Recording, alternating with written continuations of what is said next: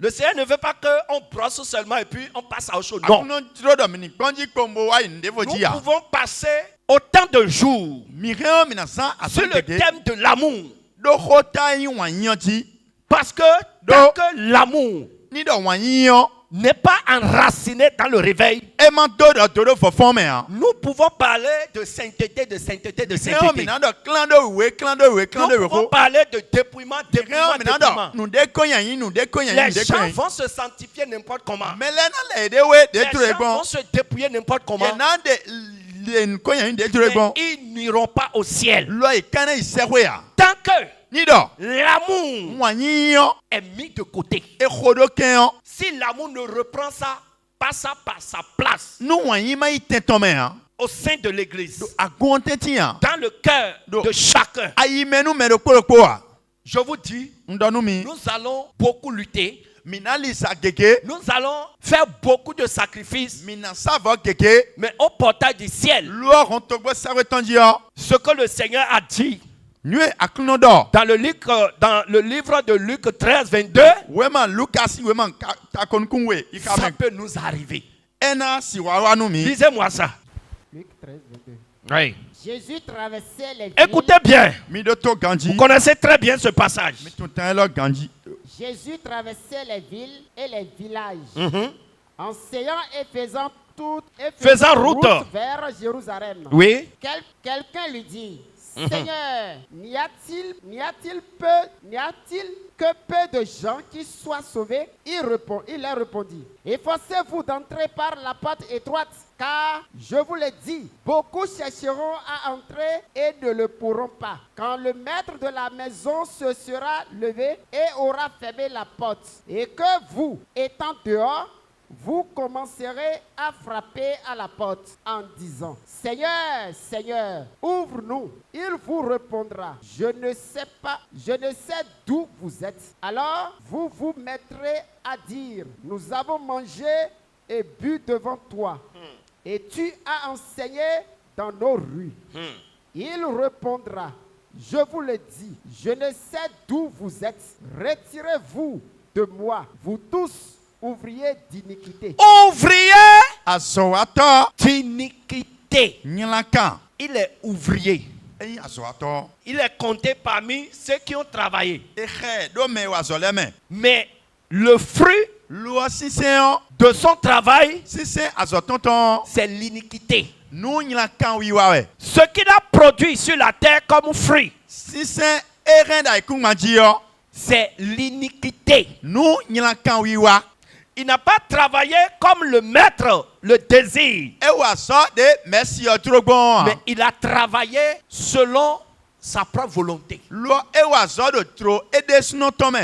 Mais il a travaillé. Et lui s'est dit qu'il travaillait quand il travaillait. Mais le maître n'a pas vu les fruits, les bons fruits dans ce qu'il a fait. Et alors, il sera rejeté. Fini. C'est là qu'il y aura des pleurs et des grincements de dents. Des pleurs et des grincements de dents.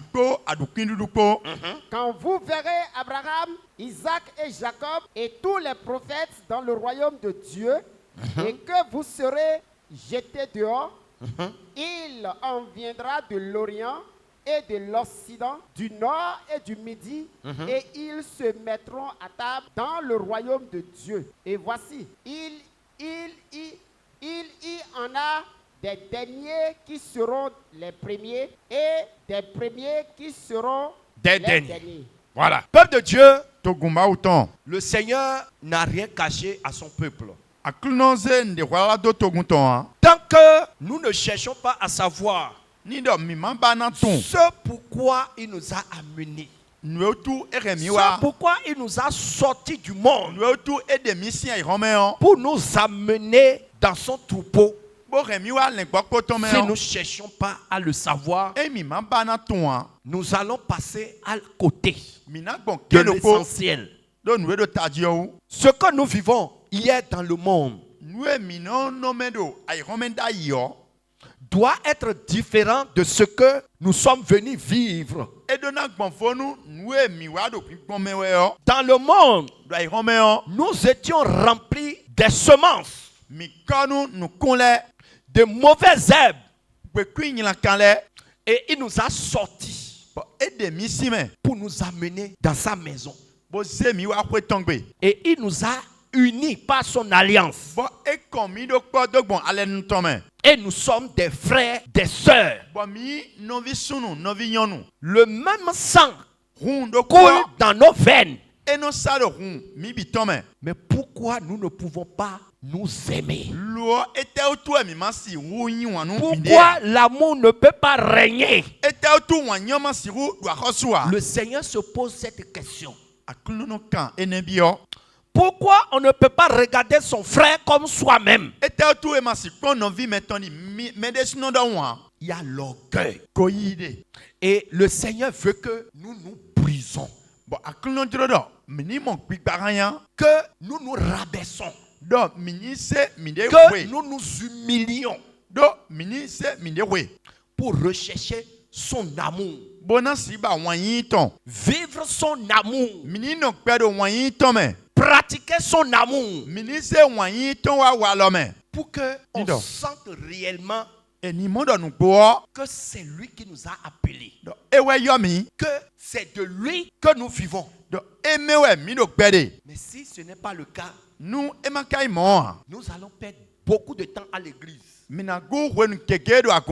nous serons rejetés au portail du ciel. Le Seigneur ne veut pas nous rejeter. Le Seigneur ne veut pas qu'au portail du ciel, que chacun de nous se mette à lui rappeler ce qu'on a fait à l'église. Non. Si tu veux que tes œuvres portent des fruits, il faut d'abord commencer par semer dans l'amour. Commence à manifester le vrai amour. C'est pas l'amour hypocrite. C'est pas l'amour verbal. L'amour qui se manifeste à la bouche, non. Mais l'amour qui se manifeste dans les actes. Tu peux chanter 1000 fois par jour. Ah mon frère, je t'aime. Ah ma soeur, je t'aime. Sans le manifester réellement dans les actes. Le Seigneur veut que nous le démontrons dans les actes. C'est ça qu'il veut voir désormais. Pour marquer la différence entre nous et le monde. Le Seigneur ne veut pas voir son église comme la jungle où chacun se débrouille. Non. Nous sommes liés l'un à l'autre par le sang de l'alliance que Jésus-Christ a versé à la croix. Et si nous sommes dans cette alliance, nous sommes un seul corps. C'est pour ça qu'on nous appelle Église. C'est l'ensemble, notre ensemble qui constitue l'Église. C'est pas une seule personne. Donc dans notre ensemble, le lien qui va nous attacher, c'est le lien d'amour. Et nous devons le manifester. C'est comme ça que l'église primitive avait vécu. C'était l'amour qui les caractérisait. Jusqu'à ce que des païens ont témoigné que ceux-là, ils sont des petits Christ. C'est comme ça le nom chrétien est sorti à Antioche.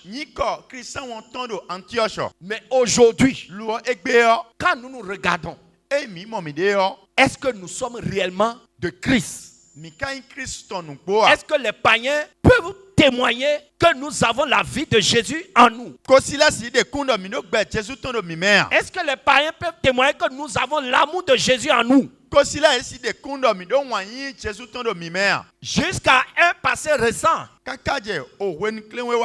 cet amour était encore vivant.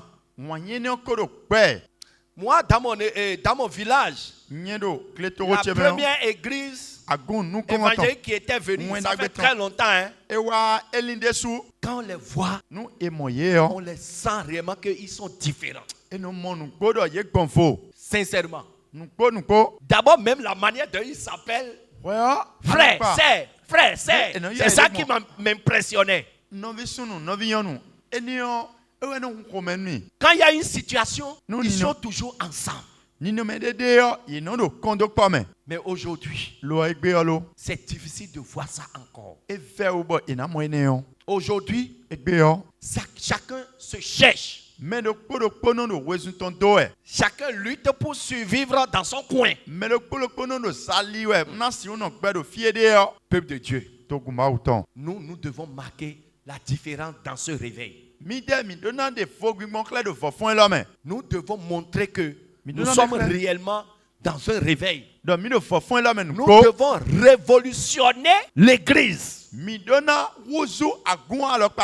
Nous devons retourner à l'église primitive. La vie de l'église primitive. Nous devons retourner à cette vie.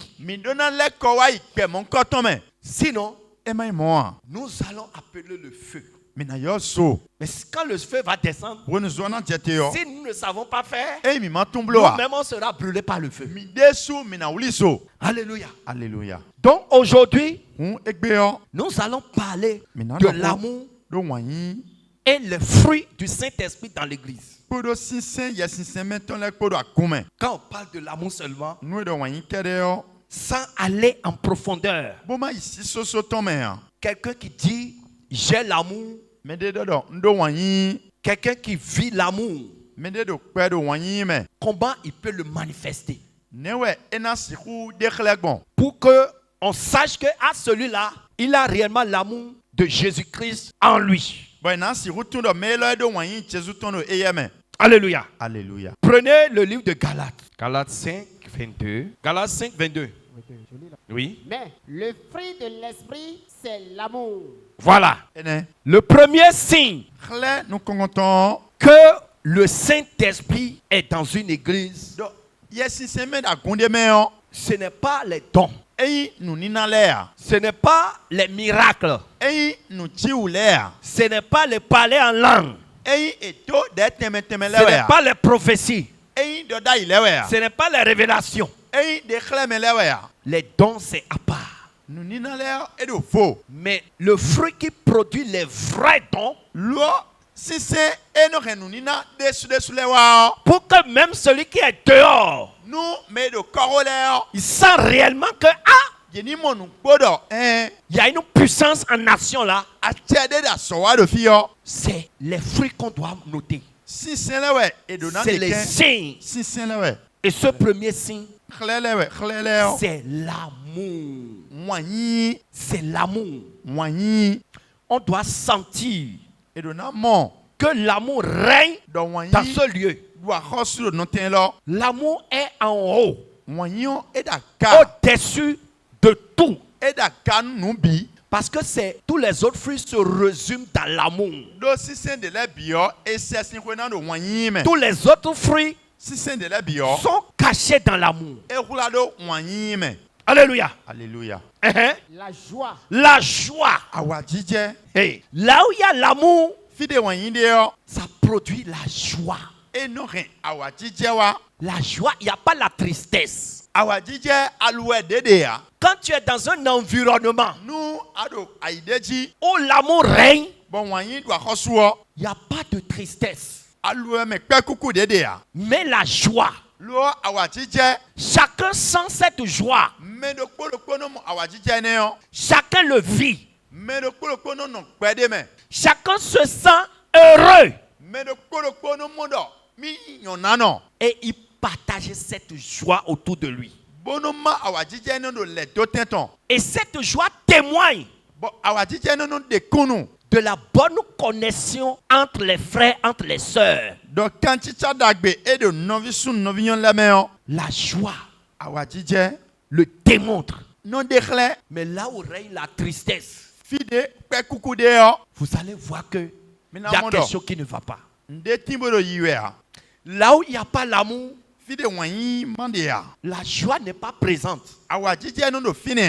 Vous allez voir, il y a grande lourdeur. Parce que les uns se méfient des autres. Mais là où il y a l'amour, la joie se dégage. Le feu de la joie se dégage. Même dans les relations, ça se sent. Et le Seigneur veut ça. Est-ce que tu as la joie? Est-ce que tu partages la joie autour de toi? Ou bien là où toi tu descends, la tristesse apparaît. Les problèmes s'installent. Si c'est le cas, il y a mauvais fruit en toi qu'il faut déraciner. Alléluia. Alléluia. Continue. La paix, la patience. La paix. FIFA. Là où il y a l'amour, la paix règne. FIFA nous doit reçu. La tranquillité intérieure que le Saint-Esprit sème dans chaque cœur. La quiétude. Chacun se sent en paix. Chacun se sent en sécurité. Mais là où il n'y a pas l'amour, il n'y a pas de paix. Il n'y a pas de tranquillité. Il n'y a pas de sécurité intérieure. Les uns se méfient des autres. C'est ça dans le livre de 1 Corinthiens 13. Apôtre Paul a cité les points élémentaires du vrai amour. Il n'y a pas de soupçon. Mais là où il n'y a pas l'amour, la paix ne peut pas être. Et il y a toutes sortes de mauvaises œuvres, de mauvaises semences. Le Seigneur ne veut pas ça dans son église. Donc nous devons, chacun doit rechercher ses fruits et le manifester dans sa vie chrétienne. La patience. La patience. La patience nous permet de persévérer face aux difficultés, face aux offenses. La patience, si tu as le fruit de la patience, ça te permet de gérer les situations, les problèmes, les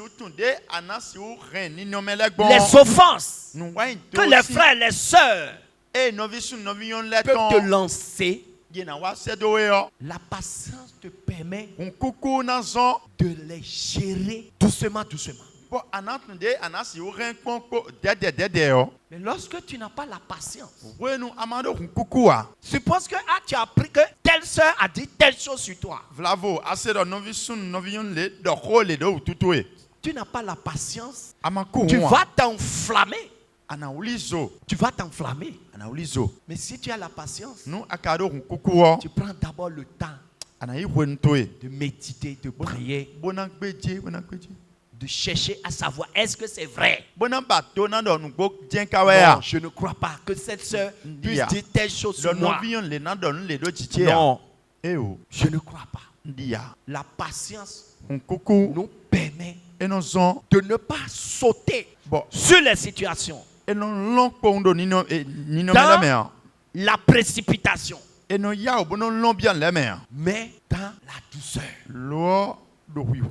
Donc celui qui a l'amour, on doit noter la patience dans ses caractères. Et si tu n'as pas, tu dois réellement prier pour l'obtenir. bonamoyi.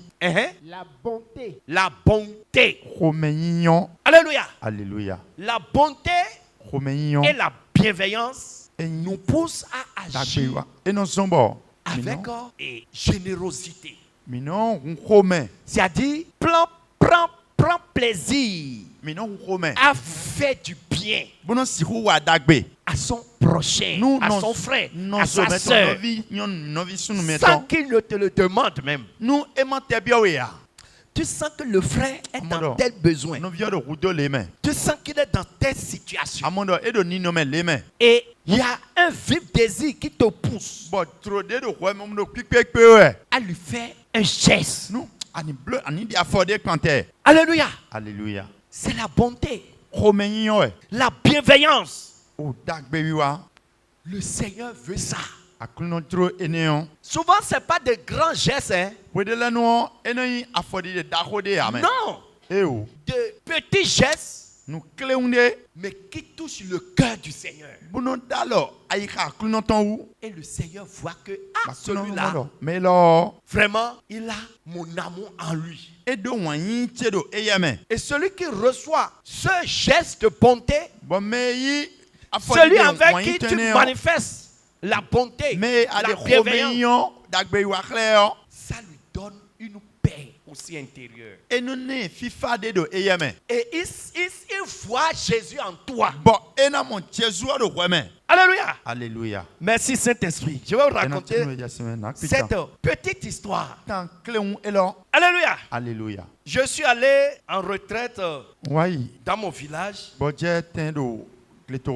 Au moment où on était dans une situation là, je suis allé prier pour chercher la face du Seigneur. Donc, sur la route, avant d'aller à Boycon, je pense un peu avant Cana, il y a une grande pluie.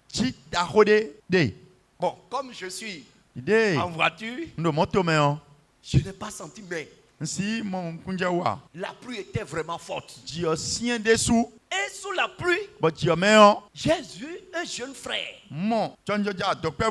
Sous la pluie. Il est mouillé même. Et j'ai pitié, vraiment pitié de lui. Il est sous la pluie. Il est sous la pluie, il se file. Il est même fatigué de filer. Donc, il marche comme il peut. Et de loin, j'ai reçu dans mon cœur comme si moi qui suis sous cette pluie. Et directement, mon esprit a reçu de le prendre. Et quand je suis venu à son niveau, j'ai garé, j'ai arrêté le véhicule. Et je lui ai klaxonné. Et quand je lui ai klaxonné, il s'est regardé et il a regardé le véhicule. Donc, il est même inquiet. Il ne croit pas que c'est à lui que je klaxonne. Et j'ai baissé la vitre et je lui ai fait signe pour dire: mon frère, viens. C'est moi. J'ai dit: oui, c'est toi, viens. Il dit: mais je suis mouillé. Et j'ai ouvert la portière et dit: mais entre, c'est rien. On va essuyer. Et il est monté. Et on a fermé. Et on a continué. Je l'ai salué. Il m'a salué avec une grande joie. Et j'ai demandé ses nouvelles et tout ça. Il m'a dit que bon, il est allé au stage quelque part. Donc il rentre comme ça à la maison. Je dis: que le Seigneur te fortifie. Je sens la joie en lui. Je lui ai demandé: tu es marié? Il me dit: oui. Qu'il a 3 enfants. Sa femme est à la maison. Mais la situation est difficile. Là où il a travaillé même, il attendait qu'on lui paye quelque chose, au moins ça lui permettrait de faire chose là, mais rien. Donc il se cherche comme ça. Ça m'a beaucoup touché. Je me suis rappelé ce que j'ai vécu. J'ai vécu la même chose. Moi-même j'ai vécu la même chose. Donc, Je lui ai demandé, est-ce que tu as donné ta vie à Jésus? J'ai dit, oui, oui. Et non, à ce que tu Il va dans une église évangélique et tout ça. Je dis, très bien. Que le Seigneur te soutienne. Et je l'ai fortifié. Je l'ai donné des conseils de la vie. Je lui ai donné un petit témoignage de ma propre vie. Que si tu t'accroches à Jésus, sache que ça va marcher. Un jour, toi aussi tu vas rentrer dans ce véhicule toi-même. Il sera pour toi. Ça l'a tellement fortifié. Et on causait jusqu'à ce qu'on est venu à Boycon. On l'a pu diminuer.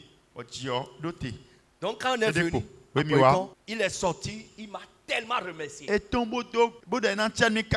Et en partant, j'ai eu à cœur encore de lui faire un petit geste pour l'aider à prendre pour rentrer. Donc il partait, je l'ai encore appelé. J'ai dit viens. Wow. Et je lui ai fait un petit geste. Il a commencé à me regarder comme il voit quelqu'un de bizarre. Mais alors pas dédié. Il dit pardon. Est-ce que tu peux me donner ton numéro? Arrivé à la maison, je vais te saluer. Et je lui ai donné mon numéro. Et tellement il est content. En partant, il regarde encore derrière. Peut-être que c'est un ange qui l'a déposé. Donc, avant même d'entrer à la maison, il m'a déjà appelé. J'ai dit non mon frère, je suis encore au volant. Je vais te rappeler. Il dit vraiment ce que tu m'as fait là. Je vais raconter cette histoire à mes enfants. Et arrivé à la maison, il m'a envoyé un message pour me remercier encore.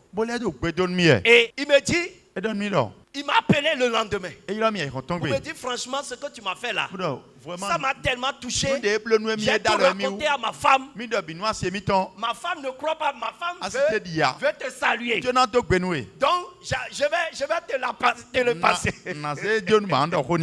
Donc il m'a passé sa femme. La femme dit tonton vraiment que le Seigneur te bénisse. Et j'ai dit merci.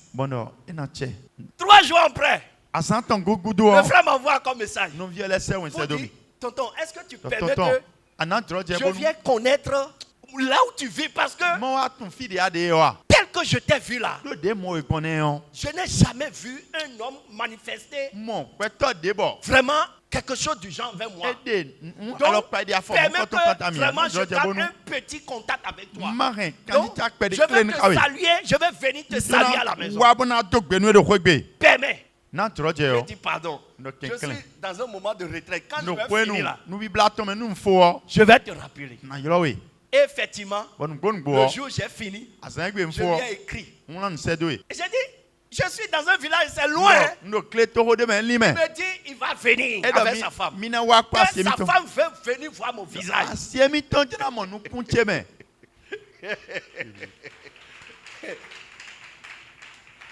Et il est venu effectivement. Avant qu'il ne vienne, même 3 jours avant, il m'a écrit un message pour dire, vraiment, je comprends que vous êtes vraiment un homme de Dieu. Et depuis ce qui s'est passé là, je veux vraiment adorer ton Dieu avec toi.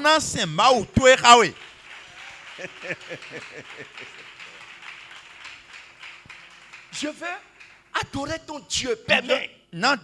Parce que tu as manifesté réellement ce qui est écrit dans la parole.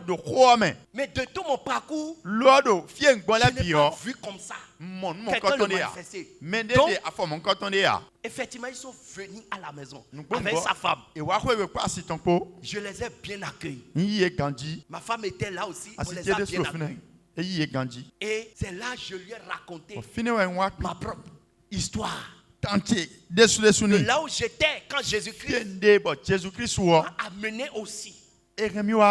Donc quand je vois quelqu'un en difficulté, ça me fait rappeler d'où j'étais quand Jésus est venu me chercher. La vie dans laquelle je vivais. les difficultés de la vie que je traversais.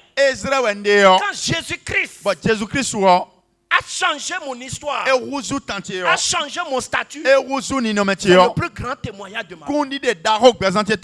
Et je ne peux jamais voir un être humain dans les mêmes difficultés que j'ai traversées hier et le laisser. Il dit vraiment, je veux même venir à Cotonou ici. Et tu vas me prêcher vraiment ta doctrine.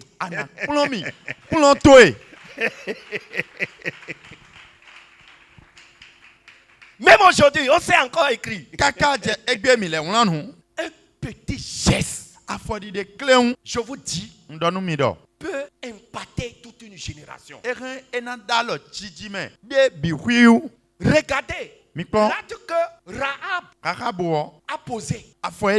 Le simple fait qu'il a protégé les missionnaires, les messagers, les missionnaires qui sont envoyés en espionnage. Elle les a protégés. Le Seigneur a marqué à jamais sa vie. Ce que le Seigneur nous demande, c'est pas de grandes choses. De petits gestes peut impacter des vies pour des générations. Mon frère, ma soeur, ce que le Seigneur nous demande, c'est que ça. Et il veut que ça se manifeste dans son église. Il veut que l'amour règne dans son église. Et que ça ne soit pas l'amour hypocrite à la bouche, non. Mais dans les actes. Dans les actes. Le frère va partager sa confidence avec toi. Du jour au lendemain, ça devient un sujet d'actualité. Et ça crée vraiment de l'amertume dans les cœurs. Parce que c'est une trahison. Le sujet que la soeur vient partager avec toi. Avec moi. Aide-moi. Je traverse tel moment. Qu'est-ce qui fait que ça devient un sujet public? Un sujet de raillerie. Un sujet de moquerie. Ça crée la frustration. C'est un acte déloyal. Le Seigneur ne veut pas ça dans sa vie. Le Seigneur, il est fidèle. Et il veut que nous soyons fidèles l'un envers l'autre. Dans la marche fraternelle. Et non dans la trahison. Et non dans les complots. Et non dans les coups bas. Maintenant, le Seigneur veut que nous marchons dans l'amour, que nous vivons dans l'amour. Le vrai amour. L'amour qui accepte se sacrifier pour son prochain. L'amour qui partage son pain avec son prochain. L'amour qui permet de pardonner son prochain. L'amour qui évite de jalouser son prochain. L'amour qui évite de médire son prochain. L'amour qui évite de se moquer de son prochain. L'amour qui évite de devenir détracteur de son prochain. C'est cet amour que le Seigneur veut. Et il le cherche. Le vrai amour. L'amour qui évite de voir son frère en sorcier. Qui t'a dit qu'il est sorcier? Là où l'amour ne règne pas, quel bon fruit peut pousser là? Quelle bonne révélation tu peux recevoir? Là où il n'y a pas l'amour. Là où il n'y a pas l'amour. Qu'est-ce que le Saint-Esprit va te révéler de bon? Non.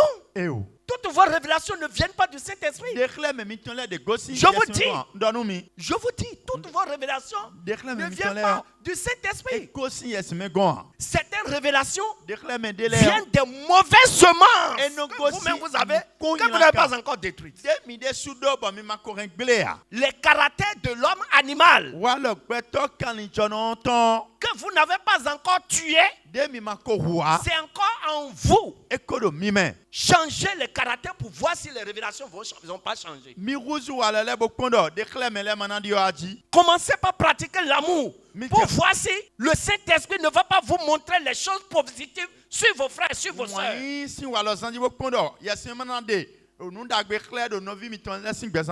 Celui que tu n'aimes pas dans ton cœur, celui que tu ne supportes pas, quelle révélation de bon tu vas recevoir sur lui? Quelle bonne révélation? Le diable utilise les mauvaises semences qui sont en vous. Des mauvaises semences qui sont en vous. Les rancœurs, l'hypocrisie, la haine, les médisances, les moqueries. Est-ce que c'est fruit? Est-ce que c'est le Saint-Esprit? Non. Alléluia. Alléluia. Si vous avez de mauvaises semences, ce n'est pas le Saint-Esprit qui va préparer, mais l'esprit d'erreur, l'esprit de confusion. Et c'est ça, on résume seulement l'esprit de Python, qui dit des choses vraisemblables, mais qui ne sont pas vraies. Changez pour voir. Ce que tu soupçonnais hier que certainement elle aussi doit être dedans. Et tu te méfies d'elle. Commence pas t'approcher d'elle pour voir si les révélations ne vont pas changer. Je te dis la vérité. Je te dis la vérité. Les vrais sorciers là, Jésus les chasse. Et Jésus veut qu'on aille les gagner dehors. Qu'on aille les évangéliser. Ou bien si on sort à l'évangélisation et on croise quelqu'un qui dit moi je suis sorcier, est-ce que vous pouvez m'aider? Qu'est-ce que vous avez dit? Vous avez le fuir? Vous avez dit non, nous on accepte des sorciers dans notre église. C'est ce que vous avez dit? J'ai une de mes filles, elle m'a envoyé une révélation ce matin. Le Seigneur va lui révéler les images de certaines sœurs dont elle se méfie dans l'église. Et le Seigneur lui montre que les sœurs l'ont visité et les sœurs sont venues travailler avec elle à la maison. Et elle sentait une paix, une grande paix. Au moment où les sœurs travaillaient avec elle, je lui ai dit voilà. Le Seigneur veut que tu commences par aimer ces sœurs dont tu te méfiais. C'est ça ce que le Seigneur veut pour son église. Et vous allez voir, tout va changer. Tout va changer dans votre propre vie. Quand tu crois en Jésus et tu es si faible et tu vas trembler même devant ton frère, devant ta soeur. Tu te méfies de lui, tu te méfies d'elle. Tu as des imaginations bizarres. Ça doit changer. Nous sommes dans le réveil. Notre marche c'est pour le ciel. Et le Seigneur veut que nous marchons dans l'amour. Le Seigneur veut ça. Toute personne, quelle que soit sa nature, qui veut se repentir en toute honnêteté, le Seigneur est prêt à l'accueillir. Mais s'il vient et il ne change pas, c'est pas vous, brebis, qui peut traiter son cas. C'est le Seigneur. Vous avez vu le cas que le Seigneur a fait sortir ici. Si on vous dit tout le travail qu'on a fait en coulisses concernant son cas, et en dernier ressort, nous-mêmes on a dit Seigneur, toi-même traite son cas, on va voir. Et vous avez vu publiquement le Seigneur l'a sorti. Le Seigneur ne nous cache rien. Donc ce n'est pas de votre ressort de dire tel A, tel est ci, tel est ça. Ce n'est pas votre devoir. Le Saint-Esprit, c'est le Saint-Esprit qui conduit son église. C'est pas l'homme, c'est pas Jean Gracien. Jean Gracien ouais. C'est pas les serviteurs. Mais c'est toi autant le ouais. Mais c'est le Saint-Esprit. Si le Saint-Esprit révèle un cas, nous y a notre niveau, nous traitons comme nous pouvons. On ne peut pas vous donner des informations. Tant que le Seigneur ne nous dit pas de donner des informations. Nous sommes des bergers. Mais vous, petite révélation, c'est fini. Il faut que ça cesse. Le Seigneur veut que ça cesse. Il y a certains, la soeur paye un pied à terre et te donne un. Je ne peux pas boire ça. Certainement, c'est envoûté.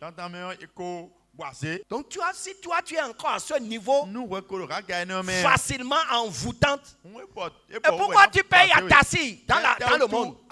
Tu connais son niveau de sorcellerie dehors? La femme païenne, c'est que tu manges du riz là. Tu sais ce qu'elle fait le matin avant de préparer la sauce? Quand elle fait son toilette là, sa toilette, elle prépare, elle fait bien. Parfois même avec ses menstrues. Elle fait tout ça là. Elle prépare la sauce avec ça. Dans sa chambre. Bien assaisonnée. Elle met ça dehors. Et tu vas payer ça. Et tu fuis Piawata de ta soeur de l'église. C'est toi qui as problème de sorcellerie. Je vous dis la vérité. Si sorcier pouvait tuer comme ça là, personne ne serait encore vivant. Je vous dis la vérité. Personne ne serait encore vivant. Chaque jour, vous savez ce que les sorciers font? Chaque matin, eux, leur mission, c'est d'envoûter la terre. C'est de prononcer des malédictions sur la terre pour que les gens tombent malades, pour que les gens meurent par accident, pour que les gens meurent par maladie, pour que les gens meurent prématurément. C'est leur mission. Mais le sang de Jésus est sur la terre et neutralise ces choses-là. Si toi tu pries et tu pries dans ton cœur contre une sœur et on donne un requête de prière et toi tu dis voilà Seigneur, cette sœur-là qui s'assoit chaque fois à côté de moi, elle meurt, frappe-la, je l'ai vu dans mon songe. C'est toi qui es sorcier. Alléluia.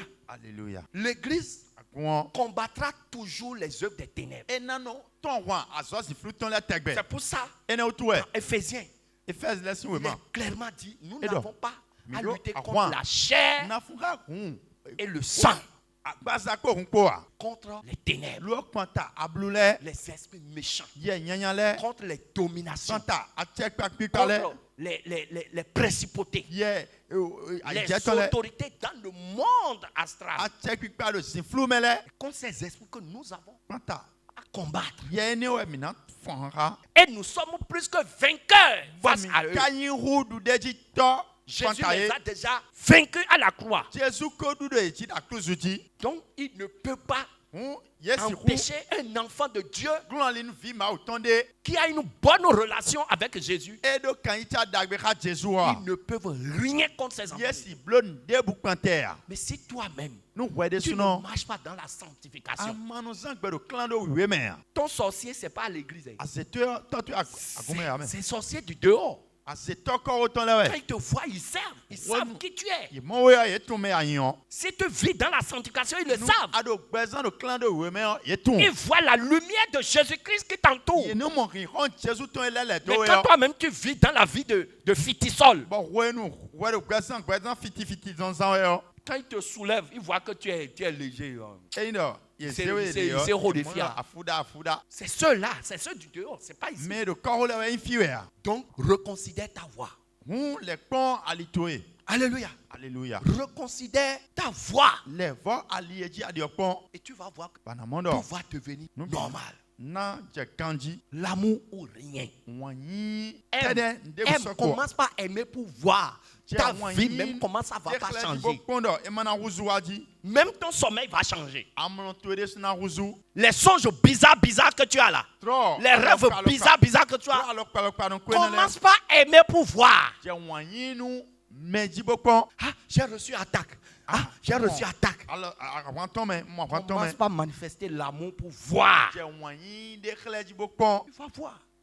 Ça va changer. La Bible dit, celui qui veille sur Israël ne dort ni ne sommeille. Israël dit, et non ça comme toi tu dis, ah, je suis attaqué. Ah, ils m'ont fait. Donc, tu es en train de confesser que tu adores un Jésus dormeur. Comme si tu adores un Jésus impuissant. En quoi toi tu confesses la puissance de Jésus? Si tu te plais toujours, en quoi tu confesses la puissance? Nous devons aimer tout le monde sans distinction.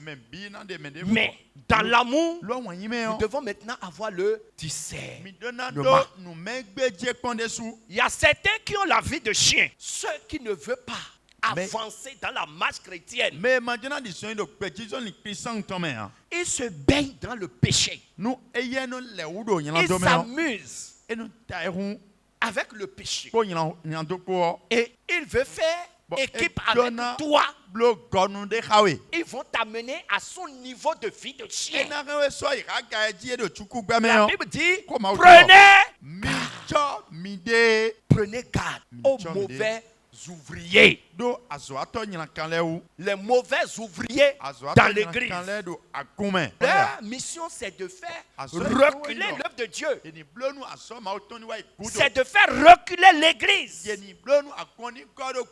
Les faux circoncis, les faux convertis, les chrétiens païens, lui, c'est des débats qui vont t'amener en arrière, qui vont te faire rétrograder. Ce sont ces débats qu'il anime. Les sujets qui vont te décourager dans la marche chrétienne. Ce sont des faux convertis. C'est des faux convertis. Celui qui ne t'édifie pas dans la marche chrétienne, sache qu'il va te détruire. C'est des gens, ils sont charnels. Et tous leurs soucis, c'est les choses de la terre, les choses matérielles. Le peu de bonnes semences que toi tu as en toi là, ils vont d'abord détruire ça. Ils vont te démontrer que toi là, tu te déranges trop. Et toi-même, quand tu commences par regarder ta vie chrétienne, tu as pitié de toi-même. Et à un moment, tu vas commencer par leur donner raison.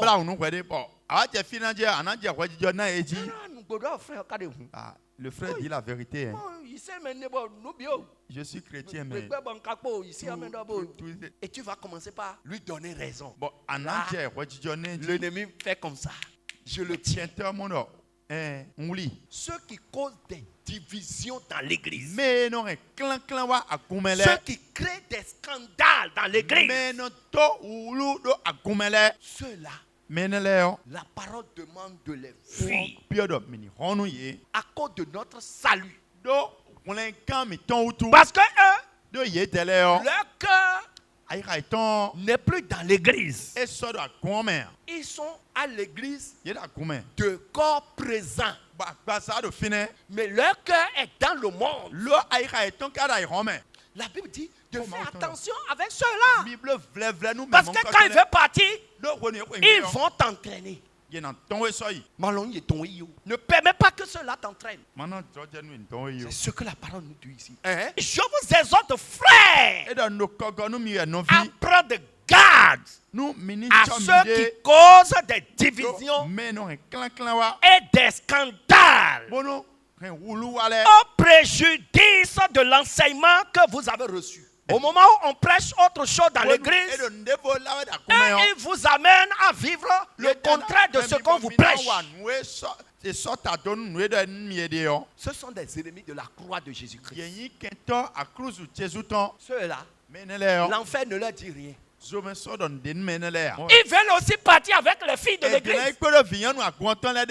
Oui, c'est pour ça la parole demande de qu'on se méfie d'eux. Bon, s'il engrosse une fille, voilà que lui, il est déjà en train de partir. Qu'est-ce que vous allez faire? C'est des dangers dans l'église. Donc, éloignez-vous d'eux.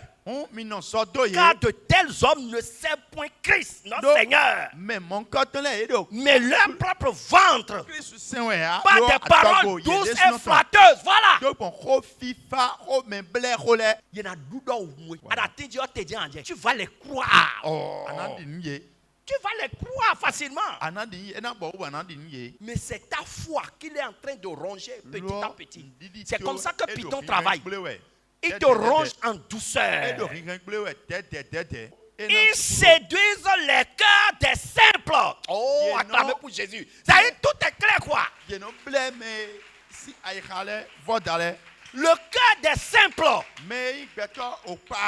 Le cœur des immatures. Le cœur des imprudents. Mais qui sont innocents. Ils séduisent ceux-là facilement. Le cœur de ceux qui n'ont pas encore de discernement. Ceux qui ne sont pas encore solides dans la foi. Ils sont emportés là. Si tu as de relations avec de tels frères, de telles sœurs, il faut savoir que la parole te demande de te méfier. C'est pas le haïr. Mais tu peux prier pour lui. Pour que le Seigneur puisse le changer. Parce que ce sont des caractères.